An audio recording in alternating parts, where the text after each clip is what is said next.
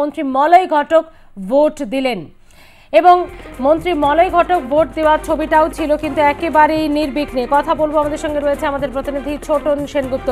ছোটন, মন্ত্রী ভোট দিলেন এবং সব মিলিয়ে বেরিয়ে এসে কি তিনি কিছু কথা বললেন নাকি এলাকার পরিদর্শনেও তিনি বেরোচ্ছেন?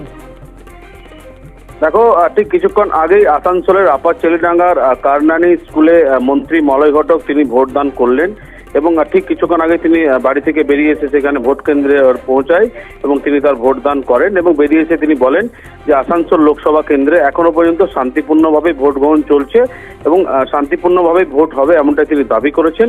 এবং ঠিক কিছুক্ষণ আগে আসানসোল দক্ষিণের বিধায়ক এবং মেদিনীপুরের বিজেপি প্রার্থী অগ্নিমিত্রা পাল তিনিও কিন্তু আসানসোলে ভোটদান করলেন এবং তিনি আসানসোলের এলআইসির বুথে ওইখানে তিনি ভোট দিয়েছেন। অর্থাৎ এখনো পর্যন্ত বিক্ষিপ্ত কিছু ঘটনা ছাড়া কিন্তু ভোটের উপর শান্তিপূর্ণভাবে ভোট চলছে এবং কমিশনের তরফে যে অবাধ এবং শান্তিপূর্ণ ভোট করার যে লক্ষ্যে ইয়ে করেছেন সেটা কিন্তু যেটা দাবি করা হচ্ছে যে এখনো পর্যন্ত শান্তিপূর্ণ ভোট চলছে। তবে বেলার সাথে কি হয় সেটাই এখন দেখার। তবে মন্ত্রী মলয় ঘটক কিছুক্ষণ আগে তিনি ভোটদান করেছেন এবং শান্তিপূর্ণভাবে ভোট চলছে বলে এমনটাই তিনি জানিয়েছেন। ছোটন, আসানসোলের অন্যান্য কেন্দ্রগুলিতে কি খবর রয়েছে?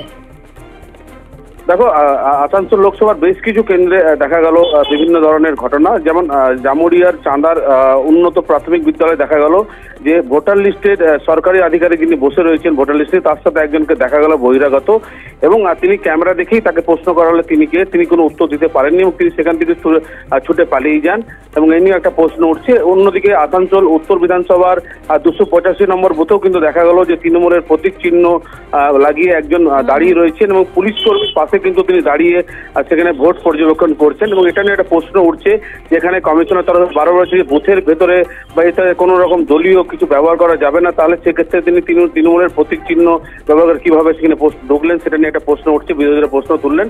অর্থাৎ মোটের উপর বিক্ষিপ্ত কিছু ঘটনা ছাড়া এখনো পর্যন্ত আসানসোল লোকসভা কেন্দ্রে কিন্তু শান্তিপূর্ণভাবে ভোট গ্রহণ চলছে।